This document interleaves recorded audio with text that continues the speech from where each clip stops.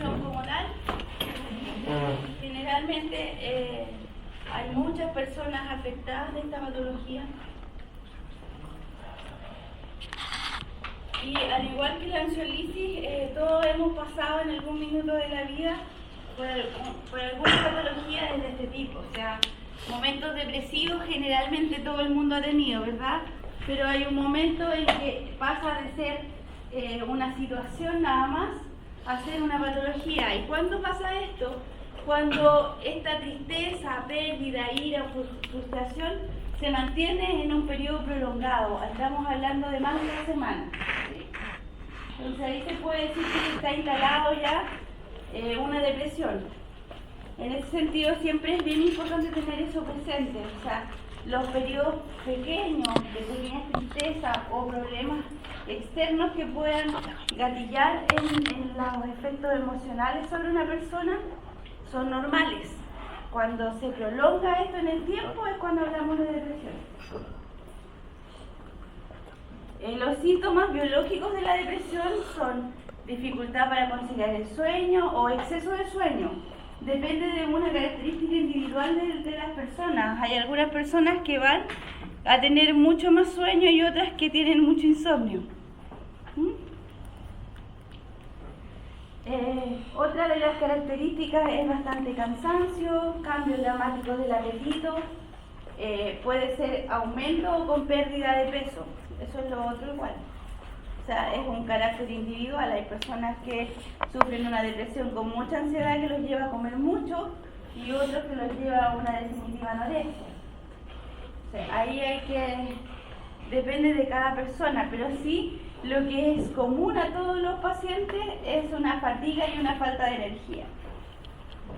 Y también una dificultad extrema para concentrarse. Hay muchos problemas de concentración.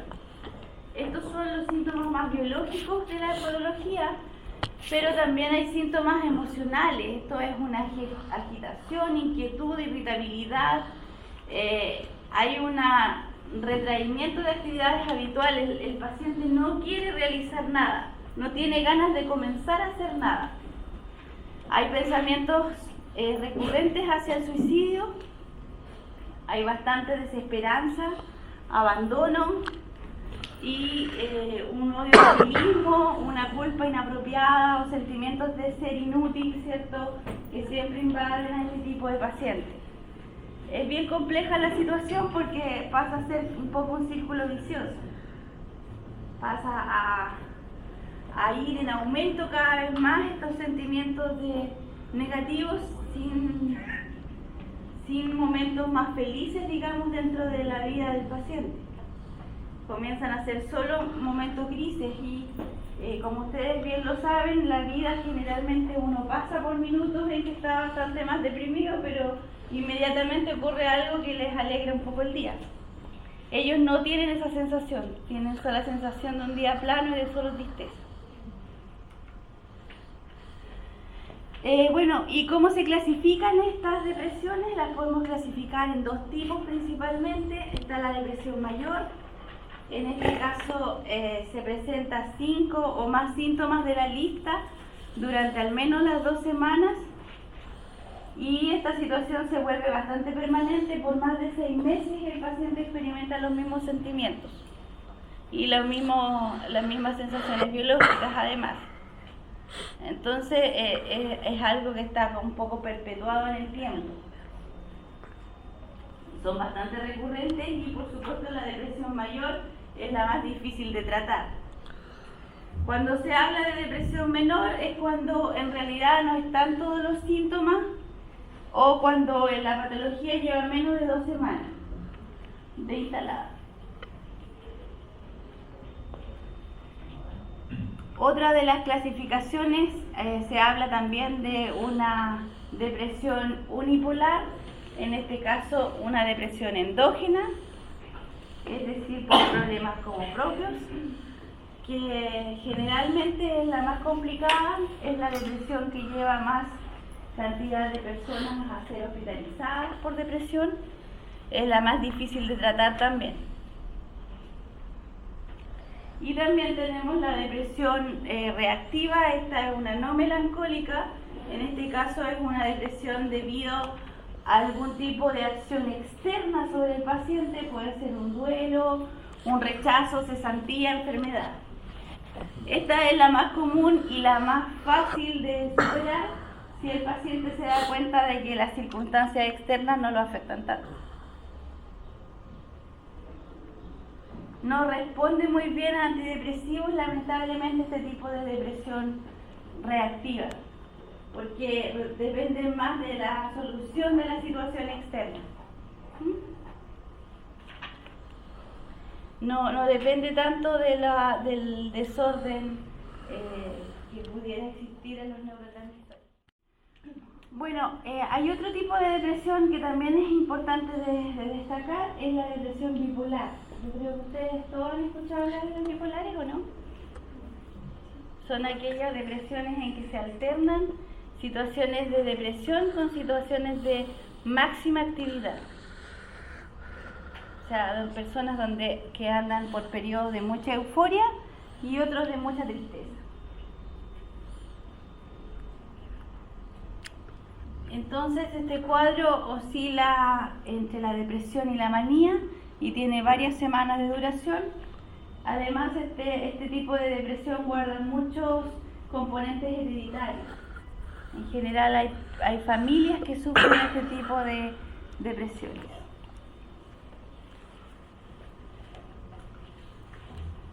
Desde el punto de vista fisiopatológico existe una teoría bioquímica de depresión.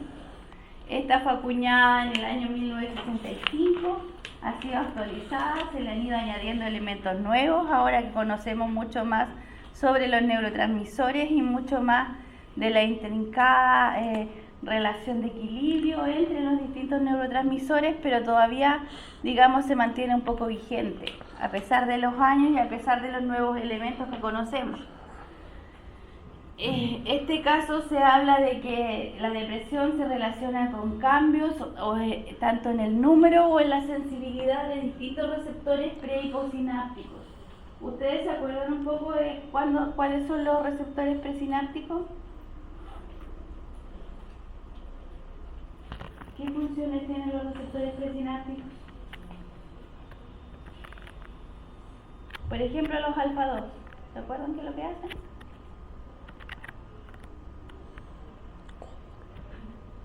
Matías, ¿se acuerdan?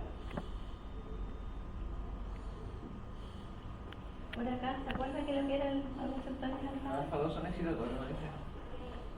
Soy inhibidor de algo.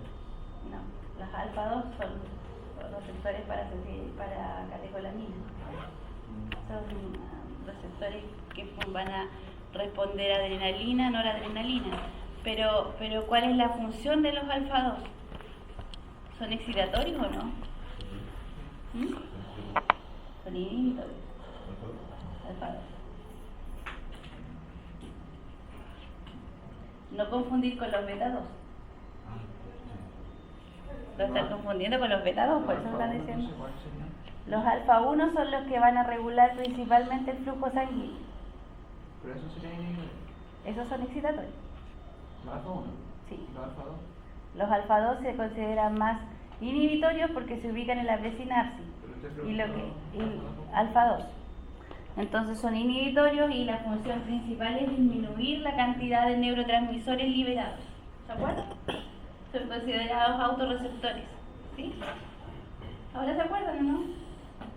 Que se ubican en la presinapsis y llevan a una disminución de la liberación de neurotransmisores en el espacio sináptico, ¿no?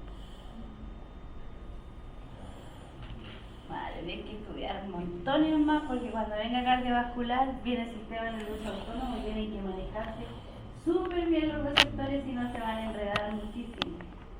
Tienen que saber muy bien cuáles son los efectos de los alfa-1, alfa-2, beta-1 y beta-2. Los cuatro tienen que manejarlos al revés y al derecho, porque si no les va a costar mucho más el sistema nervioso autónomo. Y eso es fisiología y eso es ya materia de la asignatura anterior. Así que me parece muy mal que no se acuerden que el alfa-2 es un autorreceptor. Entonces, ¿por qué hablamos de que son importantes los receptores presinápticos? Porque van a llevar en el fondo a una disminución de la liberación de neurotransmisores. Entonces esto nos hace disminuir también el número de señalización también, o sea, va a disminuir la actividad sináptica en cerebro.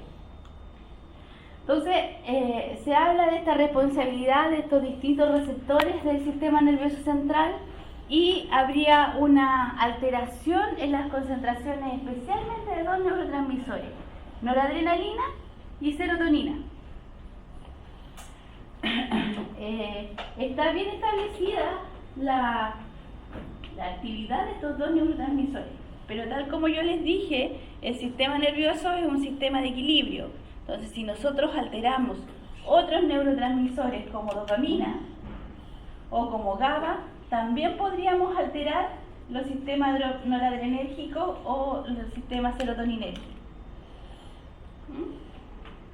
Porque el cerebro vuelve a tener otro equilibrio, entonces altera los otros neurotransmisores para restablecer el equilibrio perdido por la presencia de un neurotransmisor externo.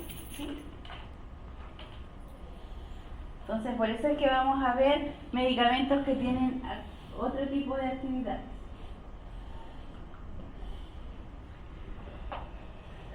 Bueno, entonces cada tipo de neurotransmisor va a estimular su propio receptor específico.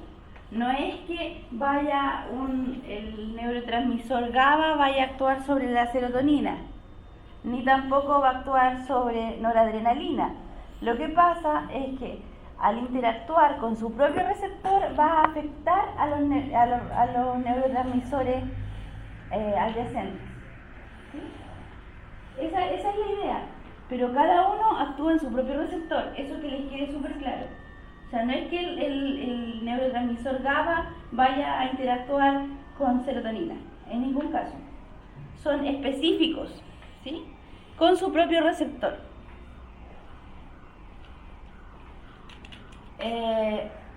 Y generalmente, si ustedes recuerdan lo que es la sinapsis, tienen que tener presente que son rápidas, momentáneas, están en el espacio sináptico, la liberación de neurotransmisores e inmediatamente comienzan los distintos mecanismos para retirar el neurotransmisor del espacio sináptico, ¿se acuerdan?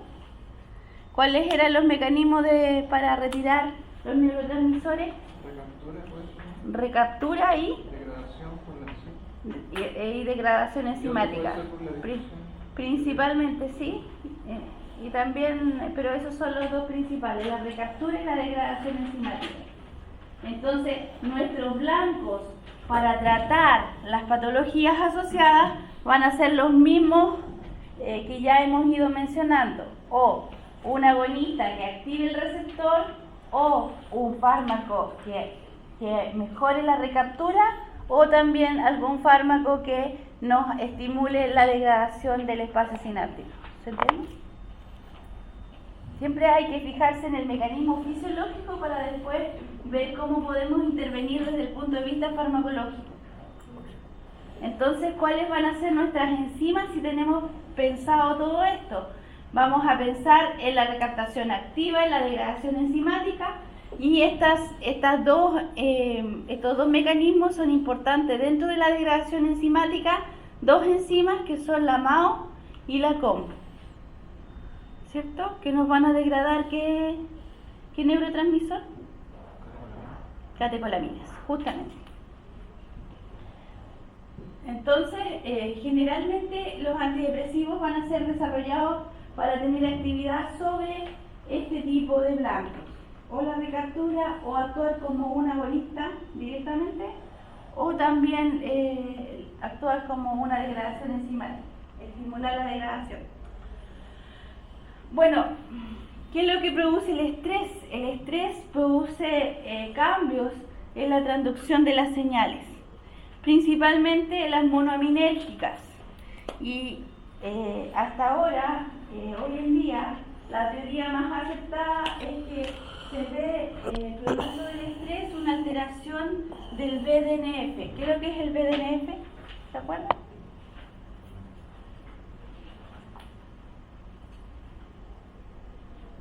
¿Qué es lo que era el BDNF? ¿Qué factor?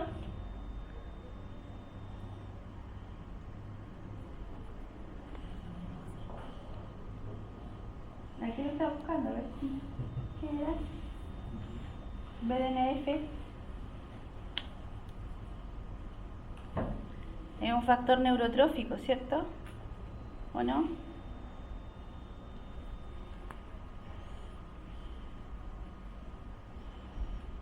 ¿Cómo no se van a acordar que lo que es el BDNF? Piensen un poquito. Pero eso se refiere a, cuando dice neurotrófico, que es algo que modula la transmisión de los neurones. No tanto como eso, estimula el crecimiento.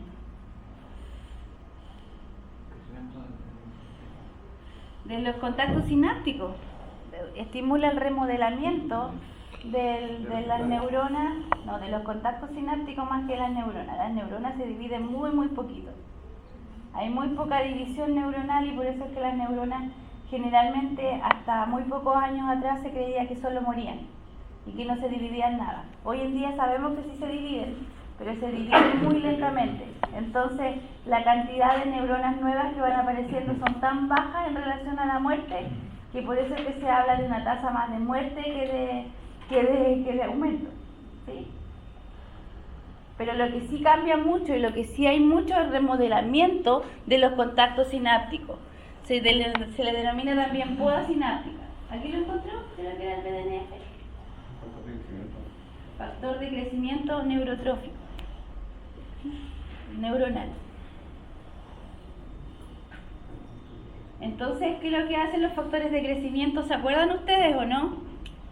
Porque si ya no se acuerdan qué es lo que es los factores de crecimiento, yo me retiro indignada de aquí. ¿Qué es lo que hacían los factores de crecimiento? Exacto. Estimulan la división celular o el digamos, depende del factor de crecimiento. Pueden estimular o la transcripción génica como tal o la división celular, dependiendo. Entonces, lo que va a hacer el BDNF va a estimular la arquitectura neuronal, va a modificar la arquitectura. Y el estrés tiene la capacidad de modificar la arquitectura neuronal a través del BDNF. Entonces, ¿qué es lo que pasa? Que se cree que hay una disminución del BDNF en la depresión. Estos factores de crecimiento neurotrófico llevan a una disminución. Entonces, esto lleva a la involución, digamos, del sistema nervioso. En vez de ir avanzando, va como retrocediendo.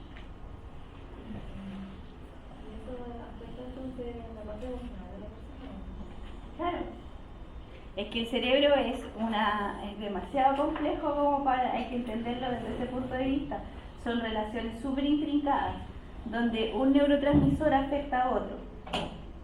Y donde generalmente la actividad sobre un tipo neuronal nos va a llevar a la acción en todo el sistema nervioso. Entonces, la disminución del BDNF en general en todo el sistema nervioso y en las áreas emocionales nos lleva a un remodelamiento que se traduce en una disminución de los neurotransmisores. ¿Sí? Eso ya está establecido, que hay una disminución en ciertos niveles de transmisores, especialmente noradrenalina y serotonina. Bueno, y esto también nos afecta la viabilidad de las neuronas cerebrales. Finalmente, igual va a afectar la viabilidad porque va a llevar un poco a una mayor muerte neuronal. Sin ser la muerte neuronal que se produce en el caso de enfermedades neurodegenerativas. No confundir con eso. O sea, en la enfermedad neurodegenerativa, la muerte neuronal es mucho más mayor. ¿Sí? No confundir, por favor. Bueno, esta era la teoría monoaminérgica que estuvo bastante tiempo presente y que todavía hay. Los neurotransmisores monoamínicos liberan al espacio sináptico el neurotransmisor. Existe la bomba de recaptación que recaptura las monoaminas Y también hay una enzima MAO que va a ir degradando las cantidades de neurotransmisor del espacio sináptico. En estado normal, esta actividad es muy activa, hay mucho intercambio, hay una gran cantidad de neurotransmisor liberado, la enzima rápidamente recapturada y rápidamente degradada. Pero cuando se instala la depresión hay muy poca liberación de neurotransmisor. Entonces un poco estas enzimas se quedan ahí sin que degradar o sin que hacer recaptura, ¿sí? Sin embargo, por muy baja la tasa o por muy baja la cantidad de neurotransmisor liberado, si nosotros inhibimos la recaptura o inhibimos la enzima que las degrada, igual nos va a llevar a un aumento del neurotransmisor en el espacio sináptico. ¿O no? Sí. Entonces eso también nos puede ayudar. Y por eso vamos a ver fármacos que inhiben la degradación.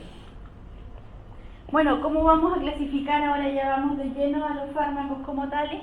Los vamos a clasificar entre los más antiguos y algunos más modernos. Vamos a partir con los más antiguos, que corresponden a los antidepresivos tricíclicos. Los antidepresivos tricíclicos, como su nombre lo dice, son los primeros antidepresivos que salen al mercado, y se habla de tricíclicos por la presencia de 3 ciclos dentro de su estructura.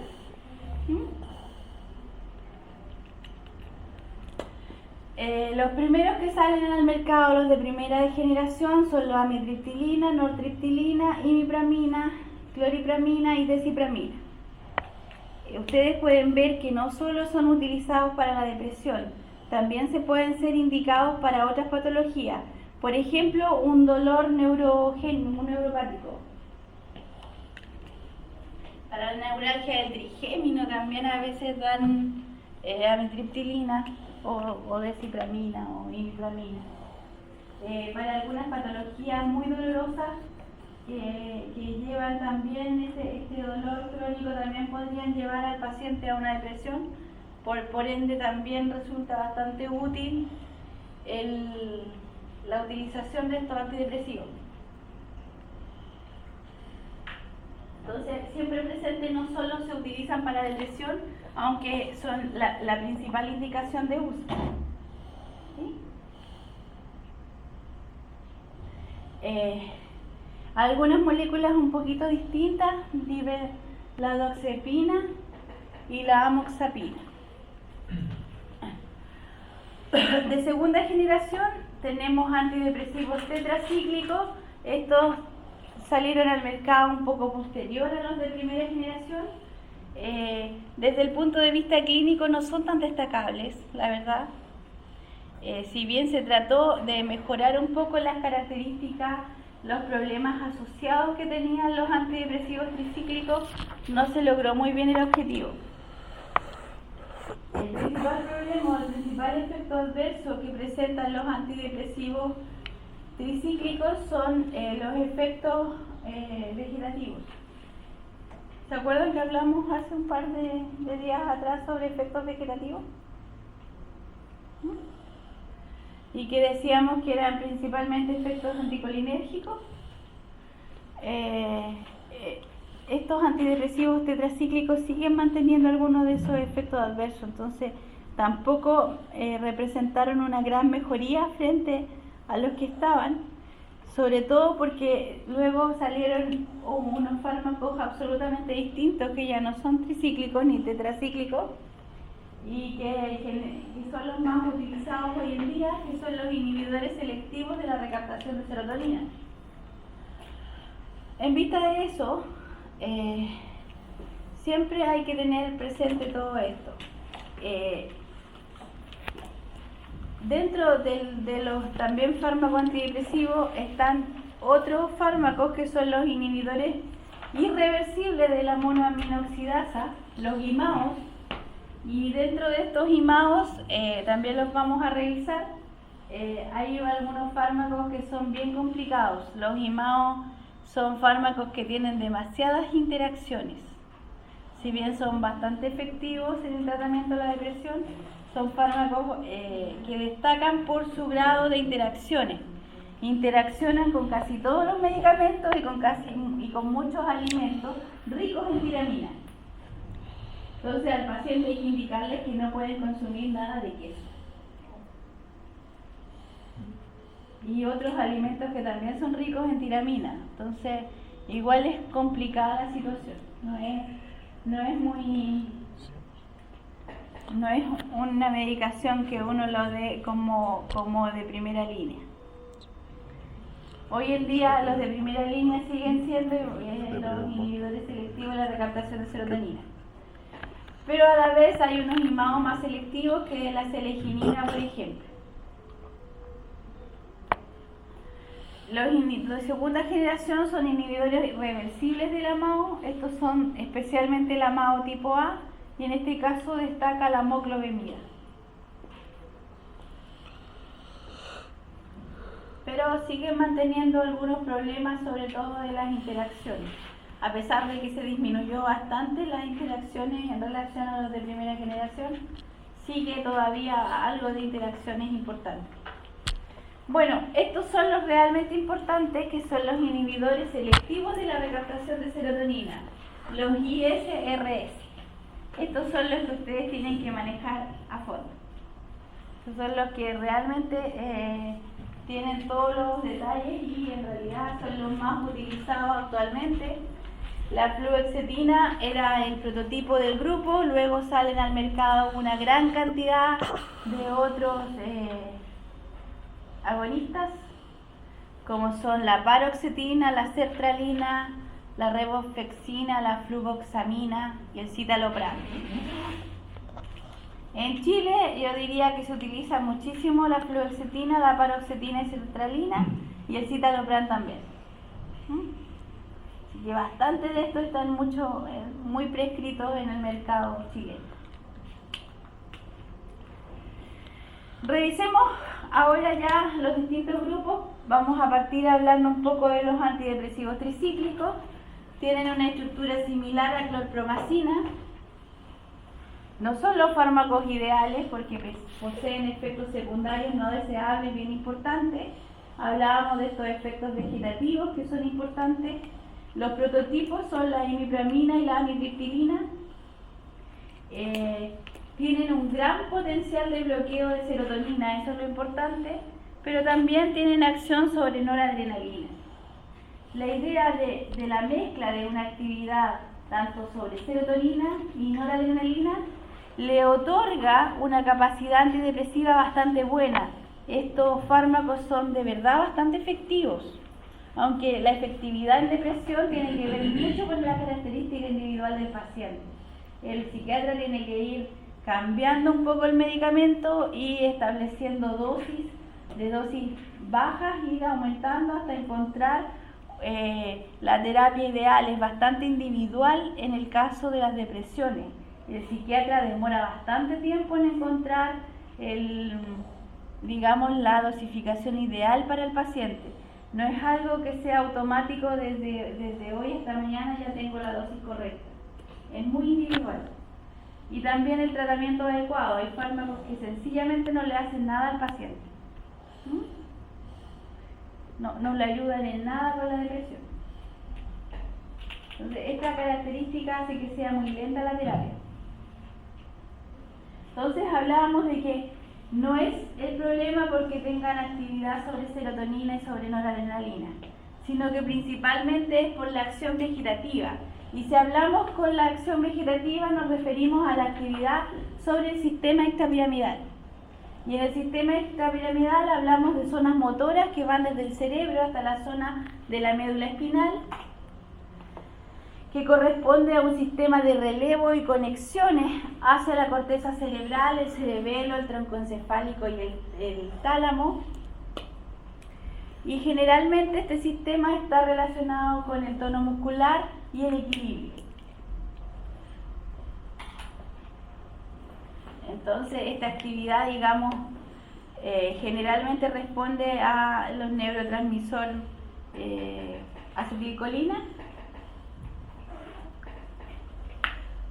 Y las actividades vegetativas son de anticolinérgicos. ¿Sí? Entonces, la acción anticolinérgica se refleja principalmente en la disminución, por ejemplo, de las secreciones. Y uno de los principales efectos adversos, o uno de los primeros que aparece, es la sensación de boca seca, por la disminución de la salivación. Entonces los efectos adversos son debidos a estas actividades. Bueno, entonces generalmente cuando, volviendo un poco a lo que era la molécula como tal, son pequeños cambios en la estructura química lo que los dan los distintos agonistas. Generalmente se mantiene este triciclo asociado y se le van agregando distintos tipos de sustituyentes para lograr algunos cambios farmacológicos que dan lugar principalmente a cambios farmacocinéticos, ¿sí? No tanto farmacodinámicos, porque perdemos la actividad antidepresiva, ¿verdad? ¿O no? ¿Qué piensan ustedes? ¿Cómo? ¿Quita un signo, verdad? Que no se hace grandes cambios al triciclo de la molécula, porque si no perdemos la acción farmacológica. Entonces los cambios principalmente son sustituyentes, pequeñas sustituciones para lograr cambios más farmacocinéticos que farmacodinámicos. Y esos cambios farmacocinéticos tienen que ver con la vida media, tienen que ver con la solubilidad y generalmente evitar, por ejemplo, el metabolismo de primer paso y ese tipo de acciones. Es decir, comparamos todos los distintos agonistas, son todos bastante similares.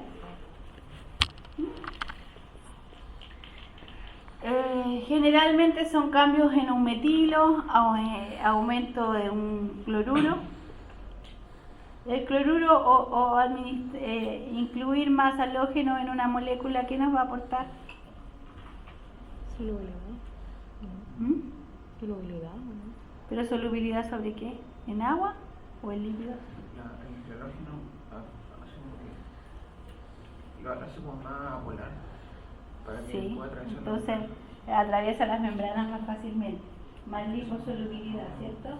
Es más lipofílico. Lo mismo, entonces, sustituciones de un metilo son generalmente o agregar un metilo en una cadena lateral.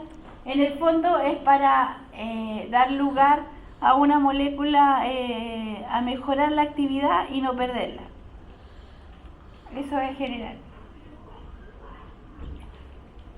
Si nos vamos ahora directo al mecanismo de acción, estas moléculas son inhibidores de la recaptación axonal de noradrenalina y serotonina por la unión del transporte acoplado al sodio. Esta es en el fondo la principal forma de inactivar las catecolaminas dentro de la sinapsis desde el punto de vista fisiológico. Es importante que ustedes recuerden que la degradación enzimática de catecolaminas no es tan buena, ¿cierto? Lo mejor para lograr eliminar del espacio sináptico las catecolaminas viene siendo siempre la recaptación como mecanismo, es el más eficiente. Pero ¿qué es lo que pasa en este caso? Nosotros al inhibir la enzima que recapta, logramos una mayor cantidad de neurotransmisor en el espacio sináptico.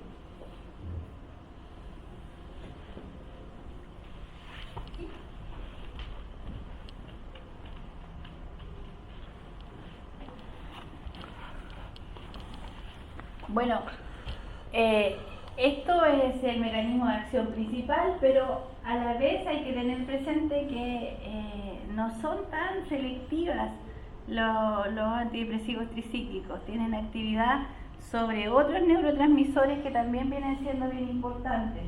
Entre ellos hablamos receptores muscarínicos, sobre todo alfa 1, no alfa 2.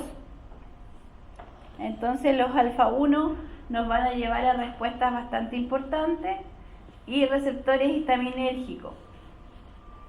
los receptores histaminérgicos, principalmente H1 y H2. Y esta potencia tienen bastante alta, de moderada a alta. Entonces, esta acción sobre otros neurotransmisores explica en esta acción que finalmente se traduce en un efecto anticolinérgico, que es el que más problemas lleva en los pacientes. No es directamente la acción sobre la acetilcolina, es una acción un poco indirecta. ¿Se explica? Eso es lo que quiero que ustedes entiendan. Actúa sobre otros receptores, pero lo que uno ve finalmente y lo que se traduce es una acción anticolinérgica.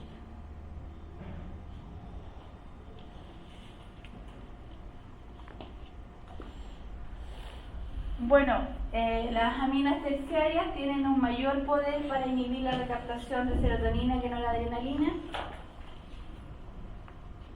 Y las aminas secundarias son más potentes como bloqueadores de noradrenalina que de serotonina.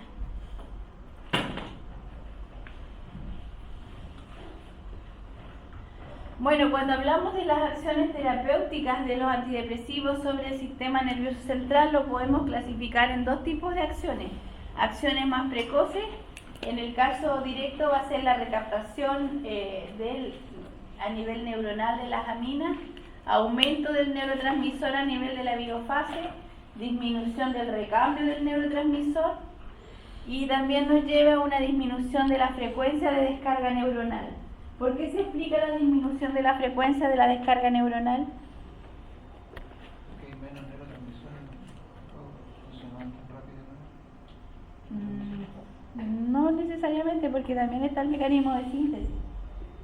Principalmente es porque la neurona se da cuenta que existe un neurotransmisor en el espacio sináptico y no es necesario liberar más al espacio. Ya hay, ¿para qué voy a seguir liberando? Entonces disminuye un poco la frecuencia de descarga. Eso es lo más rápido que ocurre, estos son los cambios más tempranos. Y a mediano y largo plazo lleva a una regulación a la baja de los adrenoreceptores beta. Hay una mayor susceptibilidad al estímulo beta. Recuerden la sensibilización con upregulation y downregulation. Aquí vuelve a cobrar importancia. ¿Se acuerdan qué es lo que pasa cuando existe una gran cantidad de neurotransmisores en un tiempo prolongado en el espacio sináptico? Si hay una gran cantidad de neurotransmisores, ¿qué es lo que pasa? Disminuye el número de receptores, downregulation. Entonces, eso se explica por este motivo. Podemos regular a la baja los neurotransmisores, los receptores para neurotransmisores. Y también van a haber efectos en los receptores serotoninérgicos. Entonces, ¿por el downregulation hay que ir variando los medicamentos? ¿Cómo? ¿Por el downregulation hay? No. El cambio de los medicamentos es porque los pacientes no responden, a pesar de que el fármaco sea un inhibidor de la recaptación de serotonina y noradrenalina, no se observa ese efecto por más que pase el tiempo. ¿Por qué el paciente no responde al neurotransmisor? Es algo que todavía no hay una explicación exacta. ¿Por qué no hay una explicación exacta? Ustedes podrán decir porque hay reacciones paradojales, demasiadas reacciones paradojales cuando uno habla del sistema nervioso central.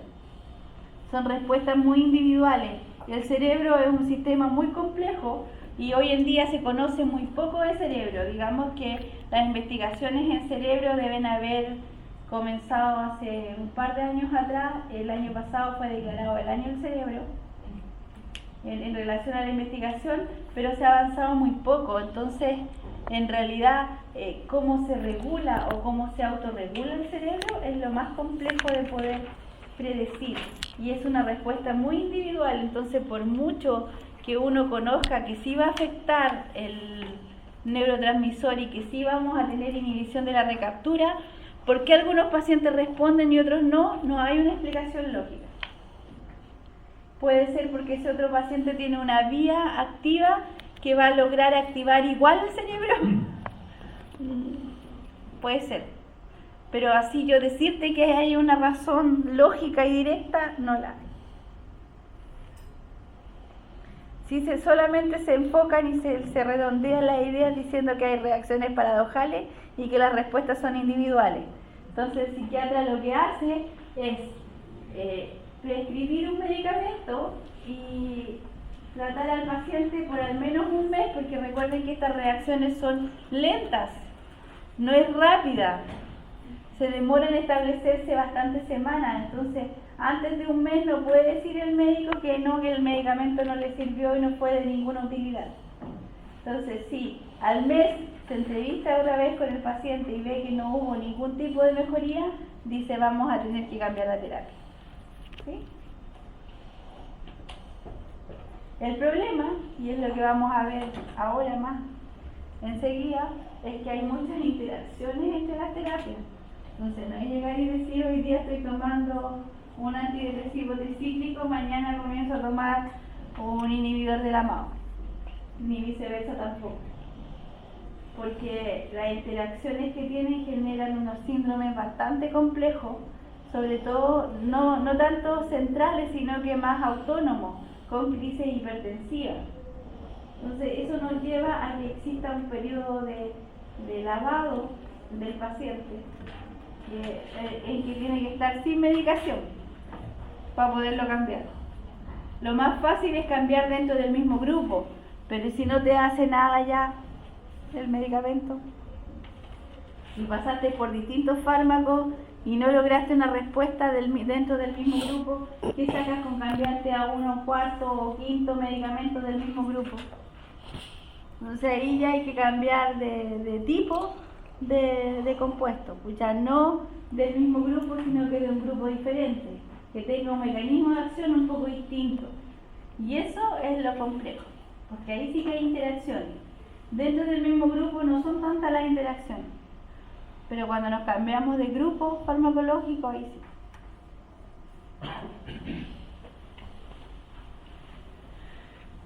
Bueno, entonces a mediano y largo plazo ya tendríamos algunos cambios en los receptores serotoninérgicos y con eso ya podríamos tener una mejora en el estado de ánimo de este paciente.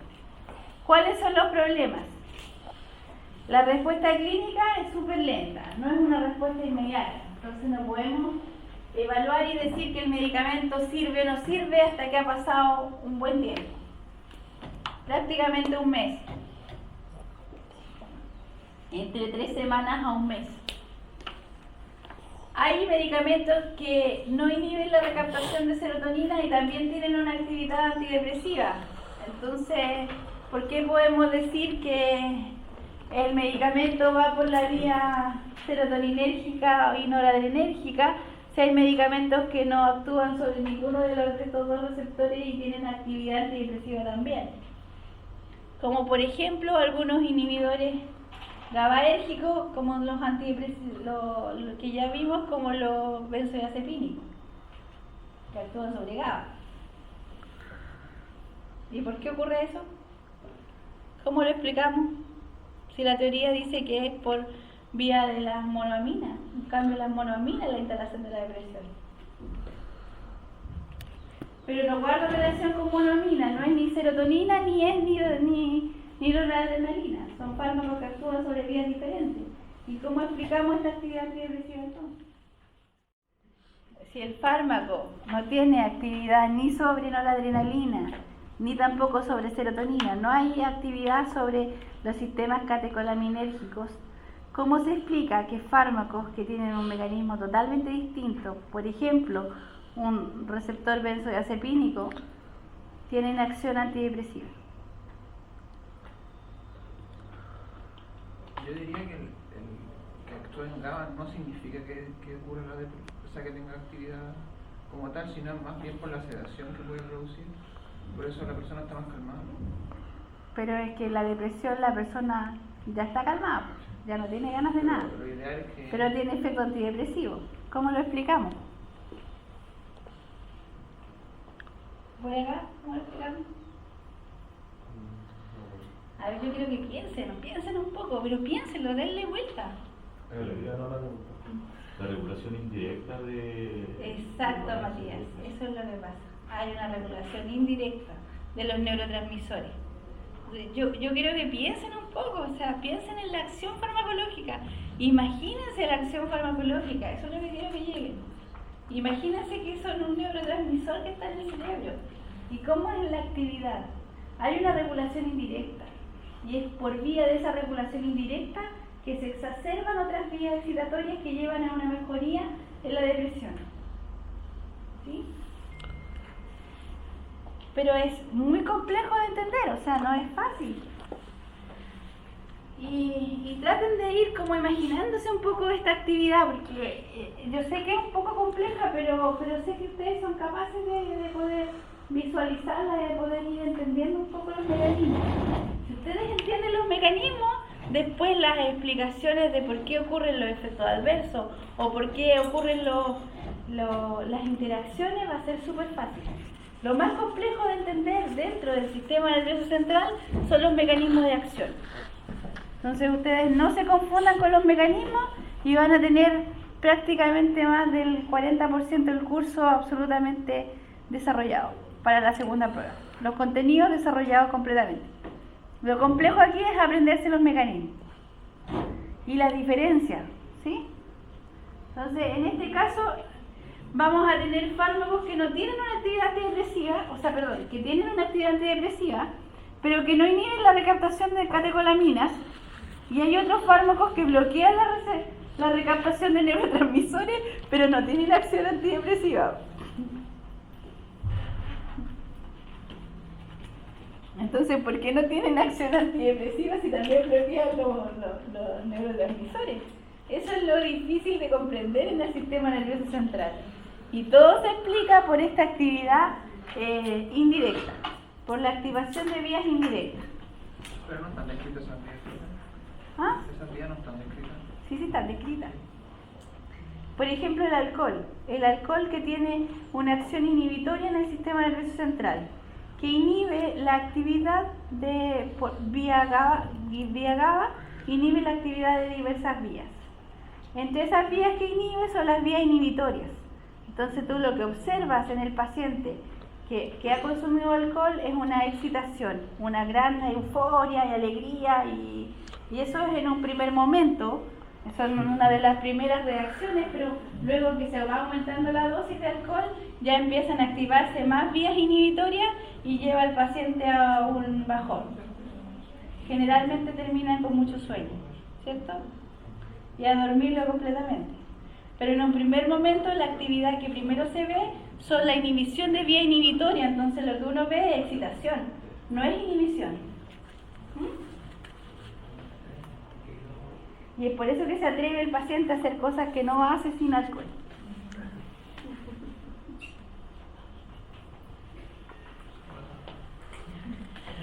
Bueno, si hablamos de tolerancia y dependencia, hay algo de tolerancia al efecto sedante, porque por estas vías anticolinérgicas tienen un efecto sedante, principalmente al efecto anticolinérgico, cuando se utilizan en forma prolongada, pero no al efecto antidepresivo, y por eso es que resultan tan útiles.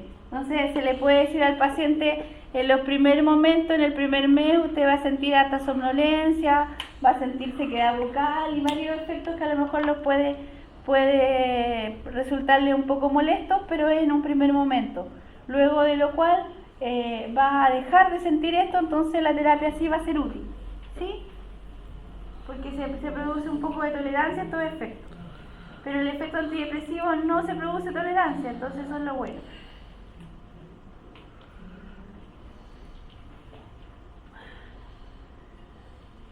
Lo que sí hay que tener cuidado es con la abstinencia. Se produce un cuadro de abstinencia leve ante la interrupción brusca. Cuando se está en una terapia antidepresiva, lo ideal es retirar lentamente el medicamento y ir disminuyendo la dosis. No bruscamente dejar de tomar los antidepresivos, no es aconsejable, porque puede llevar a un rebrote de la patología.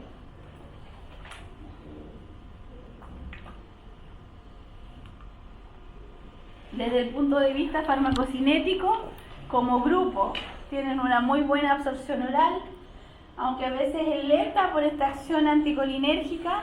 Si ustedes recuerdan de fisiología, hay muchos receptores colinérgicos a nivel del sistema digestivo, y los receptores colinérgicos son los responsables de mejorar el flujo sanguíneo y también ayudar a que se absorban mejor los alimentos. Entonces, si tenemos un poco esta acción anticolinérgica, vuelve un poco el tránsito lento y la verdad es que no ayuda nada a la absorción del medicamento en sí.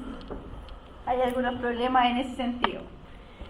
Las concentraciones plasmáticas máximas se alcanzan entre 2 y 8 horas, presentan una alta unión a proteínas plasmáticas, se distribuyen ampliamente y bastante bien por todo nuestro organismo, presentan una metabolización hepática y una vida media bastante prolongada, algunos de ellos bastante más prolongada que otros, va entre las 20 y las 30 horas. Los derivados desmetilados como descipramina, nortriptilina tienen mucho más larga vida media que los otros congénitos. ¿Sí? La vida media que esté aumentando, ¿no guarda relación con que puede ser un inhibidor del tipo irreversible? No necesariamente. En este caso la vida media es producto de la metabolización del fármaco. Recuerda que tienen una alta metabolización hepática, presentan metabolización. Muchos de ellos tienen metabolitos activos también.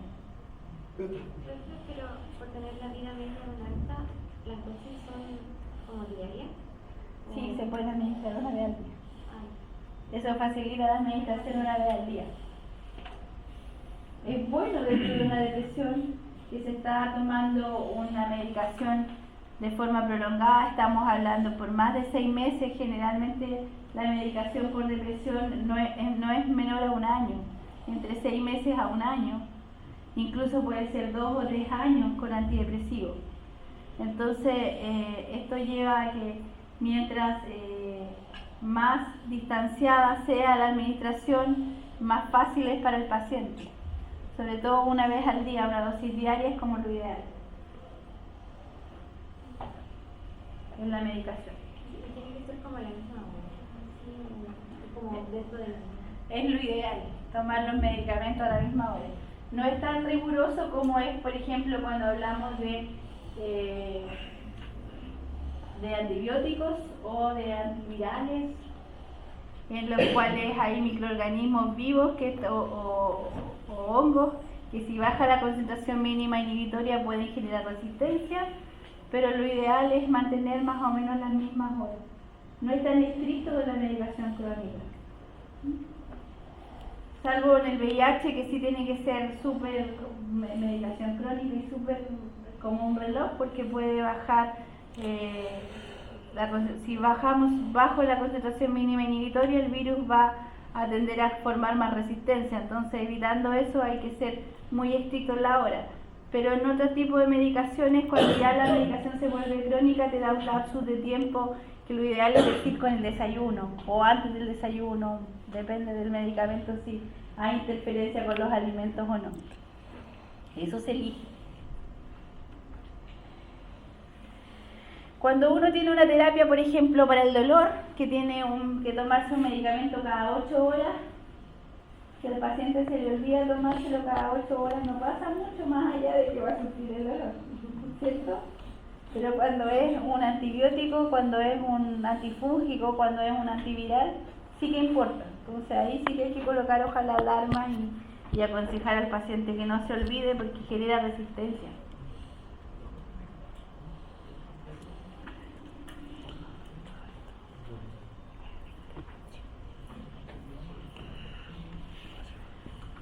Bueno, en el metabolismo se metabolizan en el hígado, hay bastante participación de enzimas microsomales.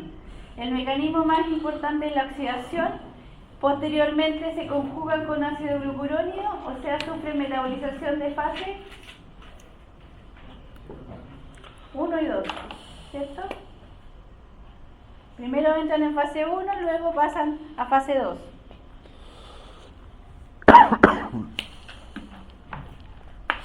Bueno, es importante el grado de la metabolización del primer paso, porque cuando se lanza al mercado cuando se estudia la metabolización como tal y se ve que existe un metabolito que es desmetilado, surge y sale la idea de lanzar al mercado, por ejemplo, la descipramina, que ya viene desmetilada, y eso llevó al estudio de que tenía una mejor capacidad de inhibición de la recaptación de serotonina. Es un metabolito más activo que la molécula original. Por eso la llevan a sacarla al mercado como tal. Y también mejora un poco porque disminuye un poquito la vida media, obviamente, ¿cierto? Bueno, los efectos, si hablamos de una persona que no tiene depresión, no va a generar cambios muy importantes en el estado de ánimo del paciente, de la persona, porque esa persona no tiene depresión. Los cambios se ven en las personas que sí los sufren. El cambio en el estado de ánimo se logra más o menos a las 3 semanas de administración. Es un efecto bastante gradual y progresivo, y hay un efecto paradojal en el 10% de los pacientes. Esto quiere decir que los síntomas de depresión empeoran. Un 10% es bastante alto. Hablamos de 1 de cada 10 pacientes tiene algún tipo de problema, ¿cierto? De 100 personas tratadas, 10 personas van a tener problemas, y estos efectos paradojales, en vez de mejorarse de depresión, van a empeorar, van a estar mucho peor. Pero la medicación hay que darle tiempo, entonces hay que esperar estas 3 semanas para ver que no hubo efecto. Bueno, entonces es tiempo que se va perdiendo con el paciente. Lamentablemente, con las enfermedades psiquiátricas, con las enfermedades del sistema nervioso central, es así. ¿La gente bipolar? ¿Sí? Eso nunca les va a hacer sentir mejor este tipo de medicamentos. Sí. Por eso sí que se invierte el ánimo. Por eso, si el paciente está en un estado de depresión absoluta, lo va a llevar a mejorar el estado de ánimo. Por ejemplo, con euforia va a estar... Por eso no es bueno empezar la terapia antidepresiva en el estado de euforia del paciente con esta medicación. Pero entonces cuando está, porque estos trastornos duran semanas, cuando está en euforia, no hay que darle medicamento. El antidepresivo. No hay que darle. No se comienza con este antidepresivo, ¿se entiende? Hay que iniciar con otro tipo de antidepresivo. Pero si el paciente está en un estado de que ni siquiera lo puedes, que no te quiere responder a nada y que está en el estado de depresión más profunda, sí puede ser una buena alternativa que lo va a sacar, porque le invierte el estado de ánimo. ¿Como para depresión? No necesariamente, me refiero en el estado bipolar. Si ya está en el estado de depresión, lo va a sacar, va a invertir el estado de ánimo. A ver, en el caso de la terapia bipolar, creo que lo vamos a ver un poquito, vamos a hablar de ello. Lo ideal es controlar este estado depresivo, sacar al paciente del cuadro depresivo más profundo, y luego viene una terapia de tratar de mantener la normalidad y evitar que lleve a esta euforia exacerbada del paciente, porque la euforia exacerbada hace que después caiga en el mismo estado de depresión. Es como el mecanismo es bien complejo, pero se habla como que los neurotransmisores se enviaran todos al espacio sináptico y no quedaran reservas. Entonces después el paciente pasa por periodos de crisis donde no tiene nada de neurotransmisión, entonces no tiene ganas ni de moverse ni de nada. Estos episodios bipolares serían producto de esa misma exacerbación que hubo antes. Entonces el tratamiento apunta a normalizar la reactividad y a tratar de evitar estos periodos de euforia así exacerbados, tratar de moderarlo, cosa de que se maneje, de moderar la excitabilidad neuronal como tal. Entonces lo que se administra son unas sales de litio que por casualidad se descubrió que eran efectivas en estabilizar la membrana. Entonces la terapia generalmente para estas personas bipolares es con litio, carbonato de litio. Y el carbonato de litio es súper tóxico además. Entonces, y la toxicidad que tiene es una toxicidad igual que si hubiera una hipernatremia, porque se parecen bastante entre los iones. Entonces es muy peligrosa a nivel cardiovascular.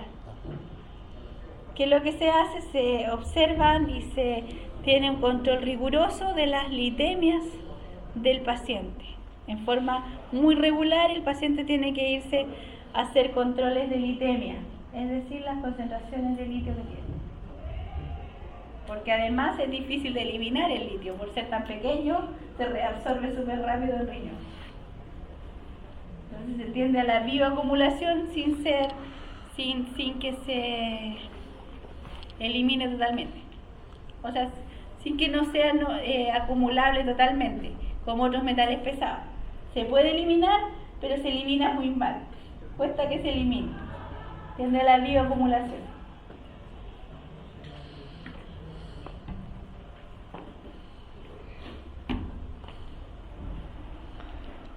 Esto es porque se parece tanto al sodio. Entonces, por eso. Pero para estos periodos de máxima depresión que tienen estos pacientes caen en una depresión extrema. O sea, esa depresión de que no les dan ganas ni de moverse, ni de nada. Para sacarlos de esos estados depresivos resultan bastante buenos los tricíclicos. Pero en ese estado, no en el estado de euforia. ¿Sí? Los efectos adversos principalmente son sedación, somnolencia y falta de concentración. Y esto es por actividad del bloqueo muscarínico, es decir, efecto anticolinérgico. Se pueden observar efectos centrales, entre ellos confusión, pérdida de memoria, mareo, delirio y boca seca. Efectos periféricos al igual, boca seca, visión borrosa, retención urinaria, algo de taquicardia y constipación. Hipotensión postural, esto es por bloqueo alfa 1 y acción central. Es decir, una persona que ya tenga alguna hipotensión postural no le vamos a estar dando un antidepresivo tricíclico. Si tiene una depresión tiene que tomar otro tipo de compuesto. No con un efecto anticolinérgico por lo menos, porque esto va a llevar a exacerbar los problemas de hipotensión postural que tiene. ¿Sí? Una persona que tiene que trabajar no le puede dar. ¿Qué es lo que dije yo al comienzo? Lo dije hace un ratito atrás. Que estos efectos tienen tolerancia a los efectos principalmente de tipo colinérgico. Entonces en el primer mes a lo mejor les va a molestar mucho más, pero al ir administrándolo van a ser tolerantes a este efecto, no al efecto antidepresivo. Entonces sí podrían trabajar en los siguientes meses. Pero el psiquiatra generalmente cuando comienza una terapia le da un reposo bastante prolongado, y los pacientes con depresión son los únicos que están permitidos irse de vacaciones por depresión o por estrés laboral también. Los demás los van a visitar en la casa, y si no están en la casa le cortan la licencia o no se la pagan, no tienen N problemas. Tienen que estar en la casa descansando y reposando. La licencia por estrés laboral o por depresión no es necesario. Pueden viajar. Se pueden ir de vacaciones. ¿Sí?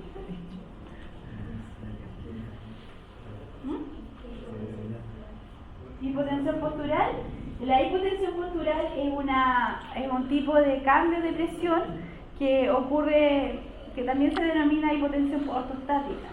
Esto es que el paciente cuando cambia de posición bruscamente no regula muy bien la presión y hace que vea todo negro, o que incluso puede hasta desmayarse, producto de los cambios de presión, nada más, porque no regulan bien el cambio de presión, pero no es que sean hipertensos o hipotensos, sino que la presión es en el cambio postural que te lleva al problema. O sea, de hecho creo que todos hemos sufrido de algún minuto cuando nos paramos muy rápido, pues generalmente viene como que veo un poco negro, pero inmediatamente se regula mi presión, los vasoreceptores ahí hacen su trabajo y uno regula y ya puede ver y puede sentirse bien inmediatamente. Pero esto es cuando los cambios son muy rápidos y estas personas tienen mayores problemas y esto se mantiene un poquito más de tiempo. Y esto les genera otros problemas. Se llama hipotensión ortostática o hipotensión postural.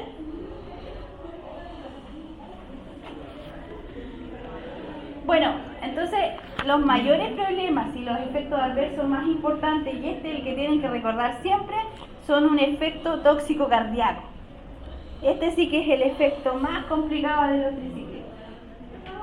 Y este es un efecto de tipo quinidínico, se da especialmente en niños, es más importante. Es una disminución de la velocidad de conducción y la tendencia a la generación de arritmia. Se habla que es una toxicidad directa a la célula cardíaca. Y también es una toxicidad que es dosis dependiente.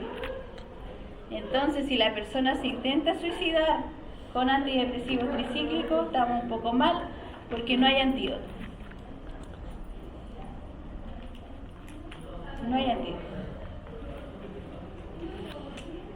Entonces, solamente estabilizar al paciente y ver si su capacidad de recuperación le permite salir del problema.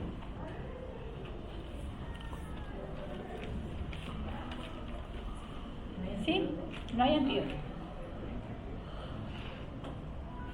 ¿Se acuerdan con las benzodiazepinas que hablábamos que el receptor benzodiazepínico de tipo B1, BZ1 y BZ2 podíamos utilizar flumazenil? Aquí no hay. Entonces aquí solamente es la oración por la persona de que se puede recuperar. No hay nada más que hacer que estabilizar al paciente. Colocarle máquinas, respirador artificial, colocar algún tipo de control cardiovascular, hacer alguna ventilación extracorpórea a lo mejor, tratar de que el paciente, de aliviar la circulación extracorpórea en el sentido de poder que descanse el corazón y que se pueda recuperar absolutamente, pero más allá de eso no se puede hacer mucho. Pero, o sea, se le da un fármaco con el cual, si él se quiere matar para suicidarse, lo va a lograr. Ese es el problema, y esto se lo voy a recalcar aunque no avancemos más al siguiente grupo. Los pacientes con depresión tienen un problema bien serio. Los síntomas físicos se recuperan primero que los síntomas emocionales. ¿Qué es decir esto? ¿Qué pasa con esto? La persona primero se va a recuperar de las ganas que tenía de moverse, va a tener más ganas de tener distintas actividades, pero su parte emocional no se va a curar tan rápido, entonces la ideación suicida va a continuar. Y esto lleva a que los primeros meses de tratamiento de cualquier patología psiquiátrica, sea con el antidepresivo que sea, son clave. Y el paciente debe ser cuidado, ojalá, por los familiares, de forma bastante precisa y bastante cercana. Porque si el paciente ya tenía ideación suicida, ahora tiene el ánimo para moverse. ¿Se entiende? Entonces eso es complicado. Entonces por eso hay que tratar de controlarlo. O sea, hay pacientes que no tienen esas ideaciones tan marcadas, pero hay otros que sí, lamentablemente. ¿Alguna duda? Efectos adversos, para terminar ya. Hablamos de temblor muscular fino, aumento de peso. Es uno de los problemas más importantes que pensamos. Siempre el aumento de peso no es nada beneficioso. Demora en el orgasmo y anorgasmia. Las altas dosis pueden producir convulsiones. Y la transición de la manía, de la depresión a la manía, puede ser bastante importante también aquí. Principalmente los problemas son por el aumento de peso que se dejó de utilizar y los cardiovasculares. Eso llevó a la búsqueda de nuevas alternativas mejores. Las interacciones con alcohol, con sedantes, aminos biogénicas, medicamentos antiparkinsonianos y antipsicóticos. Esos son los principales las principales interacciones.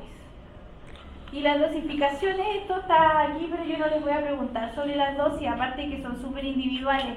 Se inician con dosis de 25 miligramos, después de 50. Hay que administrar generalmente el medicamento en forma bastante continua. Para alcanzar las dosis óptimas se puede llegar a 150 miligramos por día como máximo. Después de eso ya tenemos mucho riesgo de toxicidad cardiovascular. Y generalmente se puede administrar en la noche para que el paciente no tenga esa sensación de boca seca ni nada porque está durmiendo.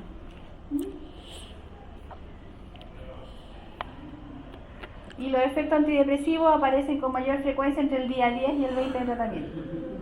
Y lo dejamos hasta aquí porque ya está.